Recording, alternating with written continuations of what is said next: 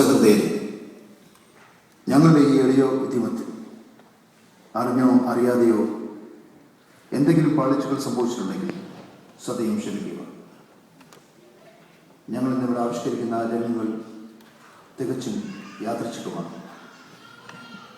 ഒരിക്കൽ മക്കൾക്ക് വേണ്ടി മാത്രം ജീവിച്ച മാതാപിതാക്കൾക്കും മക്കളെ മറന്നു ജീവിക്കുന്ന ഇന്നത്തെ തലമുറയ്ക്ക് ഇതൊരു പുനർചിന്തനത്തിന് വേദിയാകട്ടെ. മെൽബൺ മർത്തോമ പാരിഷ് അഭിമാന പുരസ്സരം സമർപ്പിക്കുന്നു. കുഞ്ഞപ്പയും മക്കളും പിന്നെ ചായനും. ജോയിയെ, നീ ഇറങ്ങാറായോ? നീ വന്ന് കയറിയിട്ട് നേരത്തോട് നേരം ആയില്ലല്ലോടാ. അത് പിന്നെ ഇന്നൊരു റിലീസുണ്ട്. ആഹാ, ഏത് സിനിമയാടാ ജോയി? നിനക്ക് ഇത്രയും പ്രായമായിട്ടും ഒരു വ്യത്യാസവും ഇല്ലല്ലോടാ. അയ്യോ പക്ഷ ഇത് സിനിമയൊന്നുമല്ല, പ്രോജക്റ്റ് റിലീസിന്റെ കാര്യമാണ് പറഞ്ഞത്. അപ്പോൾ അങ്ങനാണെങ്കിൽ ഇന്നും എൻ്റെ പല്ലെടുക്കുന്നത് നടക്കത്തില്ലായിരിക്കും അല്ലയോ? സാറ ഇപ്പോൾ നൈറ്റ് കഴിഞ്ഞ് വരാറായി അപ്പച്ച. അവൾ വന്ന് കൊണ്ടുപോകും. ആഹാ, നീ ഒന്നുമില്ലെങ്കിലും വേദോസം വായിക്കുന്ന ശീലം മറന്നില്ലല്ലോ ജോയി. അപ്പച്ച രാവിലെ ഒരു വാക്യം വായിച്ചിട്ട് പോയാൽ അതാ ദിവസം മുഴുവൻ എനിക്ക് ഭയങ്കര പ്രചോദനമായിരിക്കും. എന്നാൽ നീ ഒന്ന് ഉറക്ക വായിക്കും. എനിക്കും ആ പ്രചോദനം കുറച്ച് കിട്ടിക്കോട്ടെ. അവനെ വെള്ളിക്കാശ് മന്ദിരത്തിൽ എറിഞ്ഞു ചെന്ന് കെട്ടി ഞാൻ ചത്തുകൾ.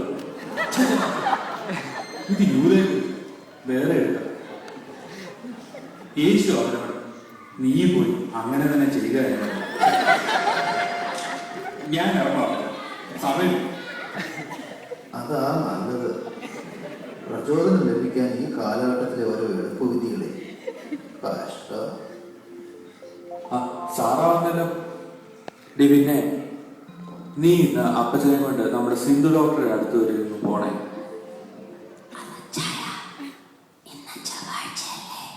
എന്താ? അയ്യോ, ഞാനത് ഓർത്തില്ല.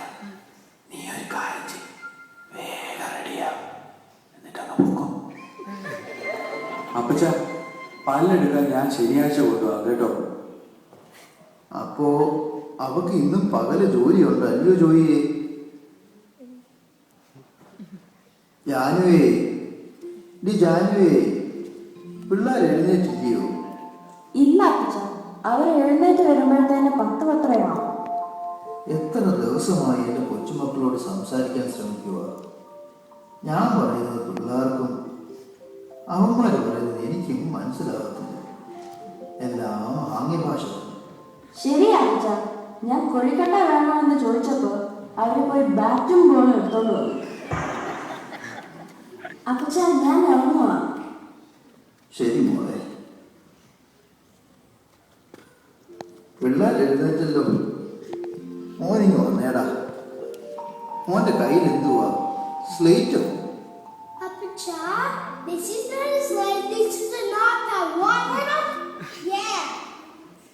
എന്തുവാ ജാനു ഈ പിള്ളേർ പറയുന്നത്? ഐപാഡോ? വെളിച്ചപ്പാട്, നമ്പൂതിരിപ്പാട് എന്നൊക്കെ ആദ്യമായിട്ടായി ഈ ഒരു ബന്ധപ്പാട്.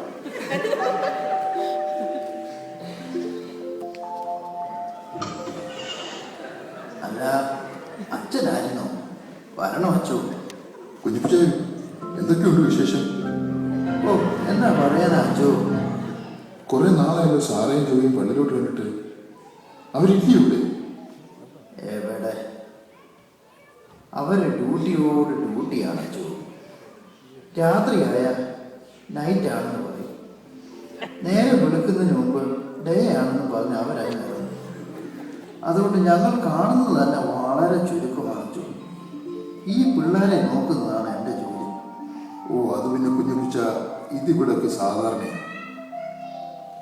എന്നാലും എൻ്റെ അച്ഛോ, ഈ പിള്ളേരുടെ കാര്യം ഒന്ന് ഓർത്ത് നോക്കാം. എന്തൊരു കഷ്ടമാണ് ഇവിടെ ജീവിതം.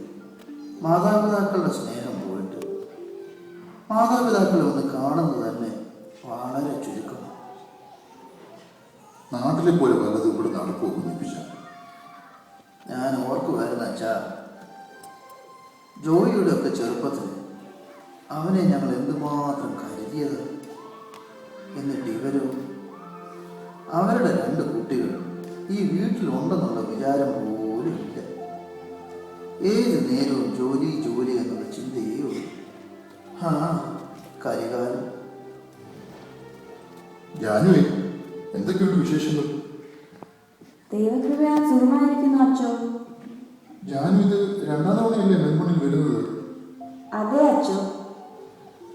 നാട്ടുകാരും ബന്ധുക്കാരും വിചാരിച്ചിരിക്കുന്നത് ഞങ്ങളെ മെൽബൺ കാണിക്കാൻ കൊണ്ടുവന്നു.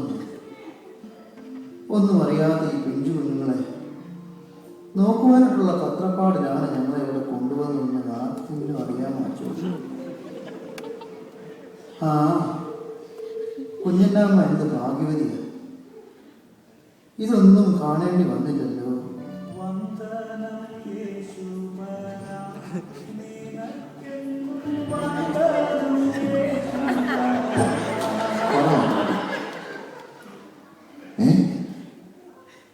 എമർജൻസി കമ്മിറ്റി എപ്പോഴും ഇപ്പോഴും? ശരി ശരി, ഞാൻ വന്നിട്ട് സംസാരിക്കാം. എന്താ അച്ചോ, എന്തോ ധൃതി ഉണ്ടെന്ന് തോന്നുന്നല്ലോ. അത് കുഞ്ഞപ്പിച്ച ഒരു കമ്മിറ്റി വിളിച്ചു കൊടുക്കണം. അതിന് ഇന്നലെ ആരാധന കഴിഞ്ഞിട്ടൊരു കമ്മിറ്റി ഉണ്ടായിരുന്നല്ലോ. അത് എക്സിക്യൂട്ടീവ് കമ്മിറ്റി. ഇതോ? ഇത് എമർജൻസി കമ്മിറ്റി. ഇതെല്ലാം ഒരു കൂട്ടായ്മ എഴുതി കുഞ്ഞപ്പിച്ച ജോലിയുടെ തിരക്ക് കാരണമായിരിക്കും കുട്ടികളെ ഈയിടെയായി സൺഡേ സ്കൂളിൽ കാണുന്നേ ഇല്ല. നമ്മുടെ തിരക്കേറിയ ജീവിതത്തിലും നമ്മുടെ കുട്ടികൾക്ക് ഒരു ക്രിസ്തീയ അടിസ്ഥാനം നമ്മൾ ഇട്ടുകൊടുക്കേണ്ടത് നമ്മുടെ ചുമതലയാണ്.